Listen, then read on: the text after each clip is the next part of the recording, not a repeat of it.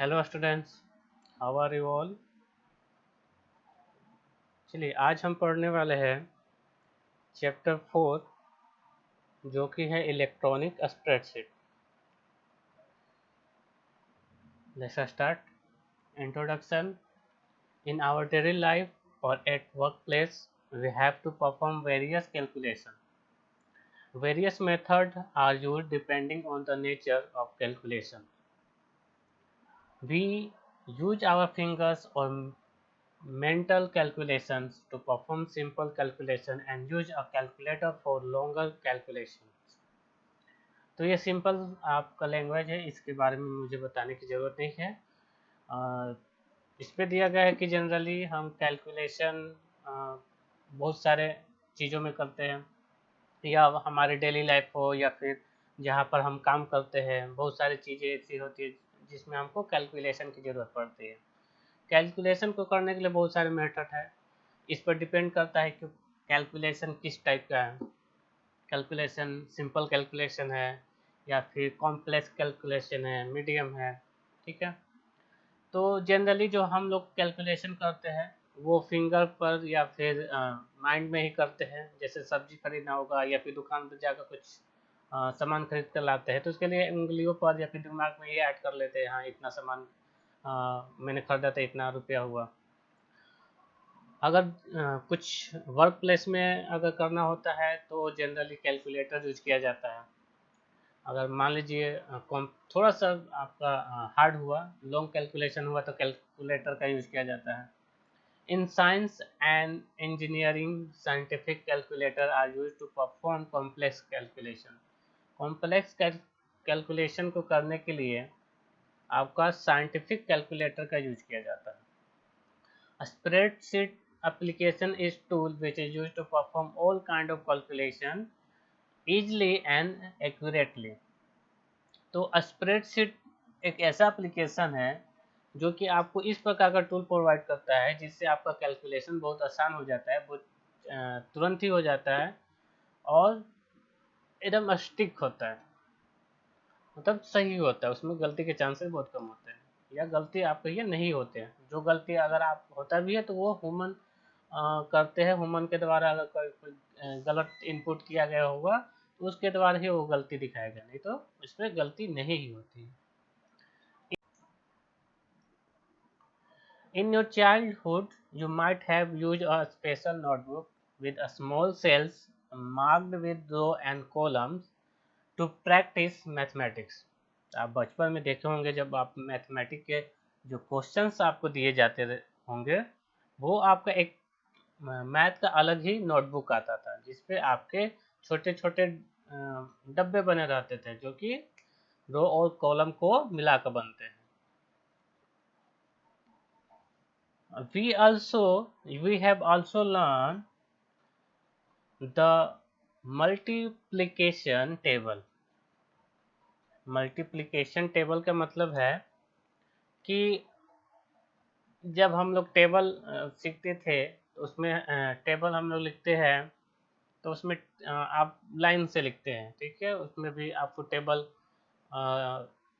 Table जब आपको लिखना होता था वो भी आपकी कॉपी होती थी। जो अभी नोटबुक की बात हुई तो उसमें ही आपको लिखना होता था, यानी कि रो और कॉलम के फॉर्म को बनाकर ही आप टेबल लिखते थे बचपन में।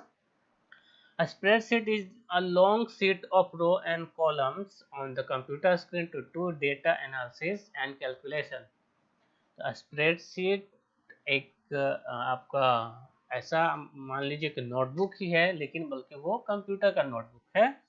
Is a long sheet of row and column, जो कि रो और कॉलम को मिलाकर बनता है, और इसके द्वारा आप डेटा को एनालिसिस करते हैं और कैलकुलेशन करते हैं, ठीक है।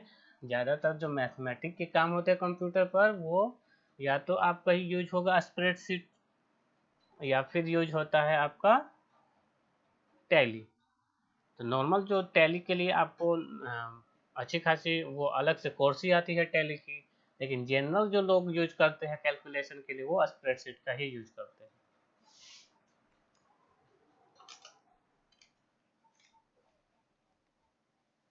Spread In other words, a spreadsheet is a grid which in, interactively manages and organizes data in row and columns. तो अगर हम कह सकते हैं कि स्प्रेडशीट में जो भी डेटा होती है वो रो और कॉलम में ही रखी जाती है, और रो और कॉलम को मिलाकर ही आपका एक पूरा एक स्प्रेडशीट तैयार होता है। It is also called as electronic spreadsheet, इसको इलेक्ट्रॉनिक स्प्रेडशीट भी बोला जाता है। It is used for managing financial and accounting document, creating data reports, generating invoices, data analysis from scientific and statistical researches, and for doing a variety of calculations on data। तो इसमें क्या किया जाता है, इसमें आपको फाइनेंशियल मैनेज किया जाता है। फाइनेंशियल मतलब इस कंपनी में कितना पैसा आ रहा है, कितना जा रहा है, कितना इनकम उसका बढ़ रहा है, कितना घट रहा है, कितना बेनिफिट है, कितना लॉस हुआ, किस किस चीज़ों में कहाँ पर खर्च हो रहा है, ये सारी फाइनेंशियल मैनेजिंग कहलाते हैं। अकाउंटिंग जानते ही हैं, अकाउंट से रिलेटेड वर्क। उसके बाद डेटा रिपोर्ट बनाने के लिए, ठीक है, डेटा रिपोर्ट का मतलब क्या हो गया, जैसे कि बोला जाए कि 2019-20 में जो 10th के क्लास पास आउट हुए उसका डेटा रिपोर्ट कैसी थी, कौन बच्चा कितना पास हुआ था, कितना फेल हुआ, ठीक है, कौन कौन एक सब्जेक्ट में 90 से ऊपर के मार्क्स पाए, ये सब एक प्रकार के डेटा रिपोर्ट के तहत आता है। जनरेटिंग इनवॉइसेस, इनवॉइसेस का मतलब बिल बनाने के लिए यूज किया जाता है। डेटा एनालिसिस, डेटा रिपोर्ट तैयार करिए या डेटा एनालिसिस करिए। Data analysis from scientific and statistical researches, मतलब अगर कोई साइंटिफिक चीज़ें हो रही है, साइंटिफिक पर्पज के लिए कोई काम किया जा रहा है, उसमें डेटा को एनालिसिस करने के लिए, ठीक है।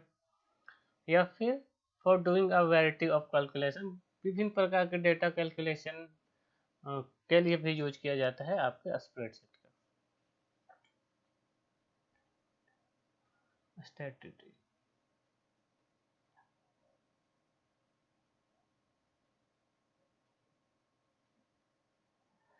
चलिए move on. A spreadsheet software can also store, manipulate and create graphical representation of data। एक स्प्रेडशीट आपका क्या कर सकता है, स्टोर कर सकता है, मैनिपुलेट कर सकता है। मैनिपुलेट मतलब किसी चीज में ऐड करना, फिर सब्ट्रैक्ट करना, मतलब जोड़ना घटाना, ठीक है। किसी डेटा में कोई चीज़ आपको लगी कि कमी है तो उसको मतलब उसमें बढ़ाना, फिर आपको लगा कि नहीं ये चीज़ नहीं होनी चाहिए, उसको हटाना। तो इसका मतलब होता है manipulation. And create graphical representation of data, data का ग्राफिकल रिप्रेजेंटेशन भी हम तैयार कर सकते हैं। तो ग्राफिकल रिप्रेजेंटेशन का मतलब क्या होता है, जब आप क्रिकेट देखते होंगे तो देखते होंगे कि दिखाता है कि 10 ओवर में एवरेज इतना था, 20 ओवर में इतना हुआ, 30 में घट गया, 40 में बढ़ गया, लास्ट के 5 ओवर में एवरेज बढ़ गया, ठीक है। बॉलिंग का एवरेज दिखाता है कि किस ओवर में कितना विकेट लिया गया, कितना रन दिया गया, कितना किस में ज़्यादा रन दिए गए थे। तो इस प्रकार के आपको एक ग्राफ टाइप का दिखाए जाते हैं, तो उसको बोला जाता है graphical representation of data. User can inter data into a spreadsheet, do the formatting, calculate and analysis the data for decision making. तो यूजर क्या कर सकता है, डेटा को इंटर कर सकता है स्प्रेडशीट में, और उसको फॉर्मेट भी कर सकता है, कैलकुलेट कर सकता है, एनालिसिस कर सकता है, और उसके आधार पर कोई डिसीजन लिया जा सकता है। Besides user data, spreadsheet packages also provide built-in formula and functions for common mathematical, financial, statistical, and logical operation in a very sophisticated manner। तो यूजर डेटा के अलावा स्प्रेडशीट में कह रहा है कि बहुत सारे कॉमन मैथमेटिकल के काम किए जाते हैं, फॉर्मूला और फंक्शंस उसमें होते हैं। डेटा को स्टैटिक्स किया जाता है, लॉजिकल ऑपरेटर पर भी काम किए जाते हैं। तो ये सारे काम कैसे होते हैं आगे बताया जाएगा। Spreadsheet package are widely used for data analysis and accounting application. सबसे ज़्यादा इसमें डेटा को एनालिसिस करने के लिए काम होता है। डेटा एनालिसिस का मतलब आप समझ सकते हैं कि जब आपको बोला जाए कि भारत की जनसंख्या का डेटा एनालिसिस करिए। अब आपको बोला गया कि 2020 में क्या था, 2019 में क्या था, 2018 में क्या था, 2016-15 में क्या था, या 10 साल पहले क्या था, 20 साल पहले क्या था, आज़ादी के टाइम क्या था। ठीक है, तो वो आप क्या करेंगे कि आप सब डेटा को देखेंगे और आपको बोला जाएगा कि हाँ सबसे ज़्यादा जनसंख्या कब बढ़ी। तो हाँ, आपको बोला जाएगा कि आज़ादी से लेकर अभी तक बताइए कि किस साल में सबसे ज़्यादा जनसंख्या बढ़ी। तो आप सारे डेटा को देखोगे, उसके बाद आपको एक रिजल्ट मिलेगा, आपको पता लग पाएगा कि हाँ इस साल में इतना डेटा, इस साल में इतनी जनसंख्या बढ़ी, सबसे ज़्यादा कब बढ़ी, सबसे कम कब बढ़ी। तो आप जब डेटा को देखकर आप कोई अ, उस पर फैसला कर रहे हो, ठीक है, मतलब एक रिपोर्ट बना रहे हो डेटा को एनालिसिस करके कि हाँ इस ये डेटा है, इस डेटा के बाद हमको पता लग पाता है कि हाँ जनसंख्या इस समय सबसे ज़्यादा बढ़ी है और इस समय बहुत कम बढ़ी है।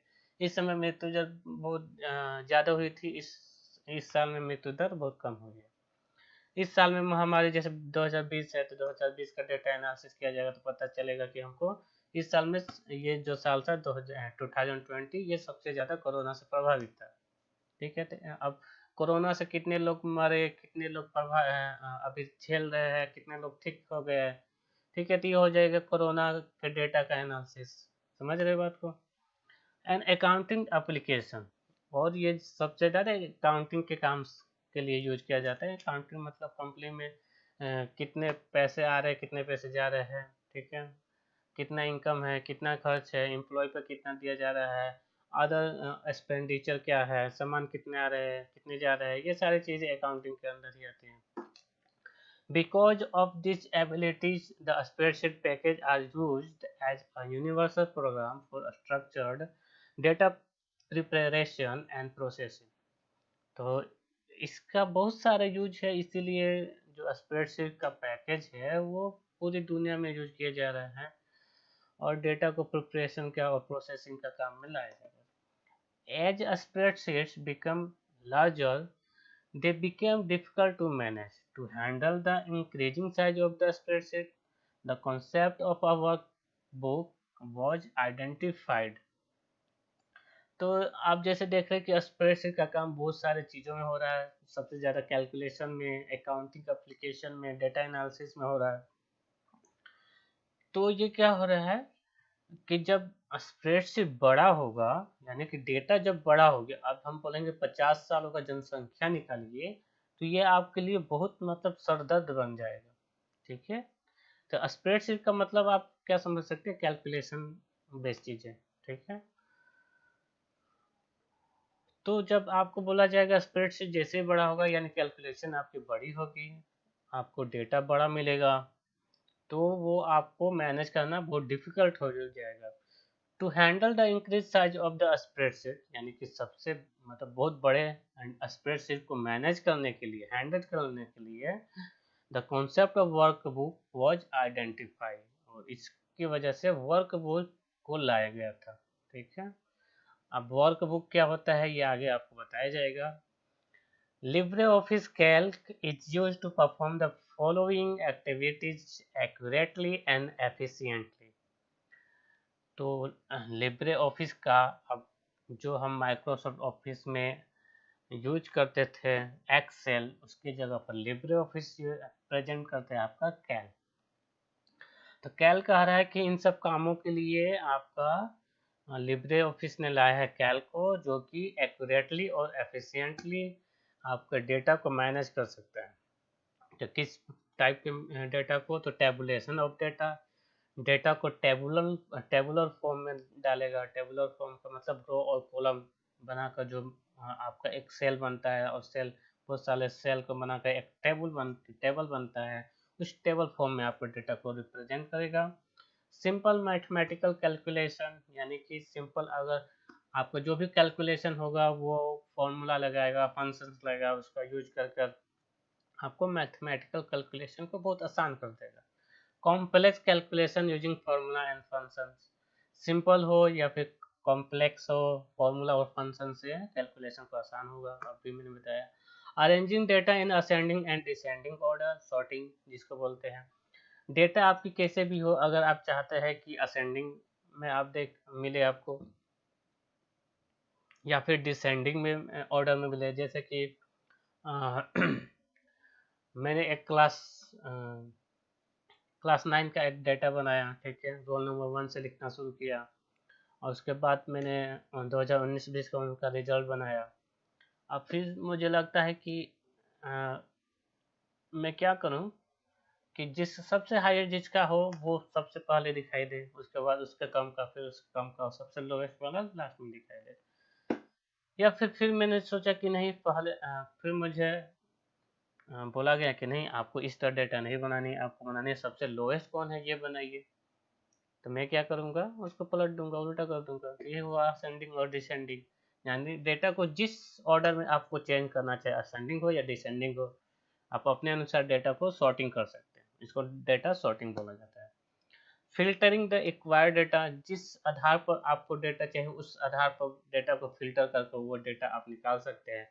जैसे कि मैंने क्लास 9 का अगर डेटा बना लिया कि 2019-20 में सारे बच्चों का रिजल्ट ये था, अब मुझे फिर बोला गया कि नहीं, आपको ये निकालना है कि इन जो भी 44 या 45 बच्चे हैं उसमें से सबसे 60% मार्क्स किसके हैं, कितने के आए। तो अगर मैं इस प्रकार से अगर सबका रिजल्ट लेकर बैठ जाऊंगा, एक एक रिजल्ट लेकर बैठ जाऊंगा, तो मुझे उसको फाइंड करने में ही 2-3 घंटे लग जाएंगे। लेकिन यही चीज़ अगर मैं स्प्रेडशीट में डालकर और फिर मुझे बोला जाए कि हाँ आप बताइए कि 60% से कितने बच्चों का आया है, तो मैं बस, मुझे कुछ करना नहीं है, वो मुझे फिल्टर लगाना होगा। फिल्टर लगाने के बाद मुझे पता चल जाएगा कि हाँ 60% बच्चों से नीचे, 60% से नीचे के बच्चे इतने हैं, मतलब इतने बच्चों का 60% से नीचे का मार्क्स आया। Check the validity of data, data को वैलिड करने, वैलिड का भी काम करता है। Protection of data using password, अब पासवर्ड के द्वारा आप डेटा को प्रोटेक्ट भी कर सकते हैं, प्रोटेक्शन भी ले सकते हैं, सेव कर सकते हैं, ठीक है, ताकि कोई और आप उस डेटा के यूज ना करे, वो डेटा देख ना पाए। सेविंग फॉर फ्यूचर यूज के लिए भी यूज कर सकते हैं, सेव कर सकते हैं। Getting started with LibreOffice Calc, तो लिब्रे ऑफिस कैल को कैसे स्टार्ट करेंगे। They are various type of spreadsheet application developed by various software corporation. LibreOffice Calc is the spreadsheet application of LibreOffice suite. तो जैसा मैंने बताया था कि बहुत सारे ऐसे कंपनियां हैं जो ऑफिस सूट निकाली है।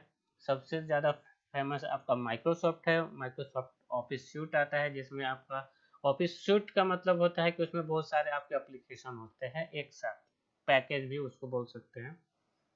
तो इसके अंदर बहुत सारे एप्लीकेशन होंगे, जैसे लिब्रे ऑफिस सूट में आपका, अभी तक हम लोग पिछले चैप्टर में पढ़ रहे थे राइटर के बारे में, हम अब इसके बारे में पढ़ रहे हैं, अब इस चैप्टर में पढ़ रहे हैं कैल के बारे में, ठीक है। तो एक ही एक समझ, एक की तरफ से आप समझ लीजिए, एक तरफ का ये एक क्या है, एक थैला है जिसमें बहुत सारे आपके एप्लीकेशन को भरकर आपको दिए जाते हैं, जिसमें से आपको जो ज़रूरत हो आप वो उसका निकाल कर यूज कर सकते हैं। तो स्प्रेडशीट सॉफ्टवेयर बहुत सारे हैं, जैसे माइक्रोसॉफ्ट का है, लिब्रे ऑफिस का है, ओपन ऑफिस कैल भी है, एप्पल का भी है, तो बहुत सारे आते हैं। हम लोग माइक्रोसॉफ्ट पर तो बहुत बार बात की है, बहुत बार काम भी कर देख चुके हैं। अब हम लोग सेकंड पर पढ़ रहे हैं लिब्रे ऑफिस कैल के बारे में। मैंने पहले भी बताया कि आप लिब्रे ऑफिस पर काम करिए या माइक्रोसॉफ्ट एक्सेल पर काम करिए, आपको दोनों सिमिलर ही लगेंगे, सारे फंक्शन सारे फॉर्मूले एक ही जैसे होते हैं। बस दूसरे, आप ये लिब्रे ऑफिस है और वो माइक्रोसॉफ्ट ऑफिस है, तो बस थोड़ा सा ग्राफिकल चेंजेस है, यानी कि ऑप्शन आपको थोड़े बहुत इधर उधर देखने को मिलेंगे। बाकी जो फंक्शन है, फॉर्मूले हैं, जो काम करने का तरीका है, वो सारे A to Z एक समान होंगे, सिमिलर हो। चलिए स्टार्टिंग करके देखते हैं कि लिब्रे ऑफिस को कैसे स्टार्ट किया जाता है। When installing the operating system Linux Ubuntu, the LibreOffice get installed by default along with the icon for component of LibreOffice Writer, Cal, Impress, etc. तो अगर आप ओपन ऑफिस ऑपरेटिंग सिस्टम है जिसका नाम है लिनक्स, अगर आप उसको इंस्टॉल करते हैं तो लिब्रे ऑफिस आपको उसके साथ ही मिलता है, आपको अलग से इंस्टॉल नहीं करना पड़ता है, जिसमें कि आपका पैकेज होगा writer, calc, impress etcetera. This icons are then place on the launcher, आपको लॉन्चर में ही ये सारे ऑप्शन मिल जाएंगे, आइकॉन मिल जाएंगे। लॉन्चर क्या होता है, तो लॉन्चर में आपको बता दूं, या तो आप स्टार्ट में जाइए और ऑल प्रोग्राम में जाते हैं, तो जो आप इंस्टॉल किए रहेंगे, देखिए ये आपका ये माइक्रोसॉफ्ट ऑफिस है, मैंने इसको क्लिक किया तो इसमें सारे ऑप्शन आएंगे, ठीक है, इसको लॉन्चर भी बोला जाता है। This okay. In Windows, you need to download LibreOffice from its official website and install it on your computer. Linux में तो आपको इसी तरह मिलता है, इंस्टॉल करने की ज़रूरत नहीं पड़ती है, लेकिन विंडो आप यूज कर रहे हैं, यानी माइक्रोसॉफ्ट का विंडो ऑपरेटिंग सिस्टम यूज कर रहे हैं, तब आपको लिब्रे ऑफिस डाउनलोड करना पड़ता है। लिब्रे ऑफिस का ऑफिशियल वेबसाइट है, वहाँ से आपको जाकर कंप्यूटर में उसको डाउनलोड कर इंस्टॉल करना पड़ता है। तो let's move and we can see that how will we start the LibreOffice Calc in Windows, because we are reading on Windows operating system. We are not reading Linux operating system. So in Windows, find the shortcut of LibreOffice on Start menu. We can start the LibreOffice Calc from Start menu.